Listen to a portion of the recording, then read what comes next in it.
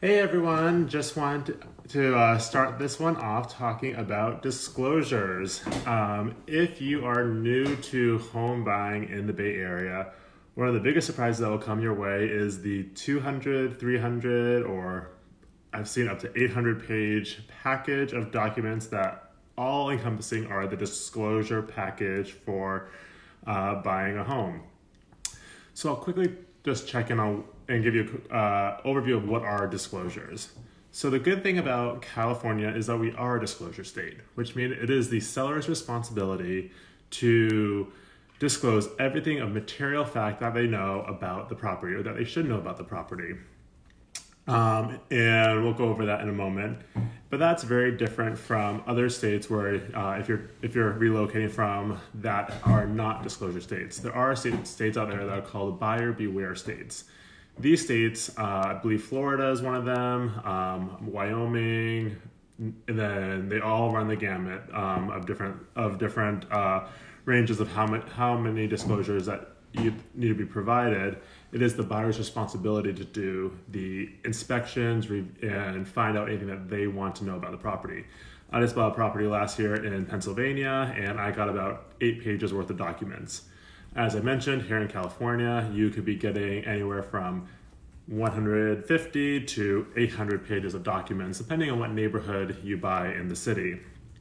But a lot of those disclosures are not necessarily things you need to review. A lot of them are boilerplate for every different property you might be looking at. But there are certain reports, inspections that are required by the city, by the county, and by the state. So some of the disclosures that you might come into contact with are things like inspections.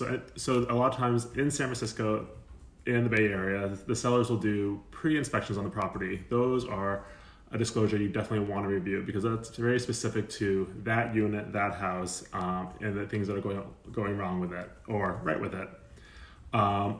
Other disclosures, there will be a title report. This is from a title company, which goes through who owns the property, what bank has lended on the property, is the seller behind on taxes, hasn't paid, garbage, water, all that stuff comes in the title report. Specifically in California, we have something called a natural hazards disclosure. Here we have earthquakes, wildfires, all these other natural hazards, and there's now there's about an 80-page report that goes through just the different hazards, and but there's only of those. Usually, I only look at 1 or 2 pages because those are the important pages. Everything else is definitions. So we go through these disclosures and kind of give you an overview of what disclosures are important. If you're buying into a condo association, you'll have all the HOA documentation. These are the budgets, the minutes, the finances of the building, the rules, the insurance of the building. So when you go into an HOA building, you also get all of those documents. Then in specifically San Francisco, in the neighborhood of Mission Bay has its own master association. So there you might get another 200 or 300 pages of master association documents for the entire neighborhood. So these are the kind of things that you have to go through when you're looking at specific properties in different areas. The reason why this comes up specifically in the Bay Area is because of how, once again, going back to making yourself more competitive. Anytime a seller does not provide you an important disclosure, it is their responsibility contractually to give you that disclosure. If that comes out during the contract period, it gives you, as the buyer, a 3-day right of rescission period.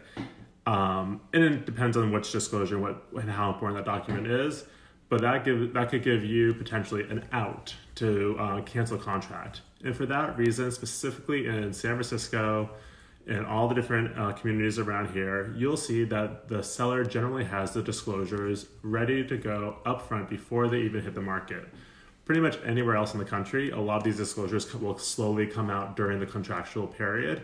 You know, they might provide you their disclosure statements, their title information while you're in contract. But up here in the Bay Area, a lot of that stuff comes out first and foremost before you even see the property.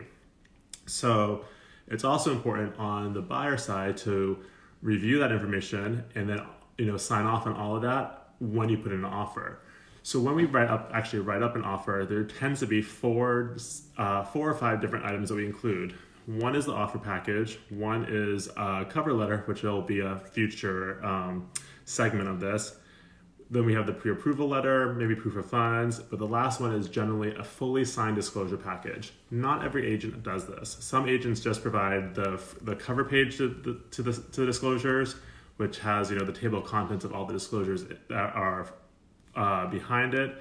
But we like to provide the entire 100, 200, 300 page disclosure package fully signed off, so that the sellers know that you have reviewed it and that you understand it and accept all the information that is there. It does make the offer more competitive to have all those disclosures signed off beforehand. So yeah, I'll go through disclosures, several disclosure packages every week, 2, 3, 4. So I'm a master of going through it. For a new buyer, it can be very daunting, but we on our team like to really go through everything and highlight all the big items to look at. If you want an example of what a disclosure package is, if you're just starting out, if you're thinking about home buying, I would definitely recommend take a quick look at this, start getting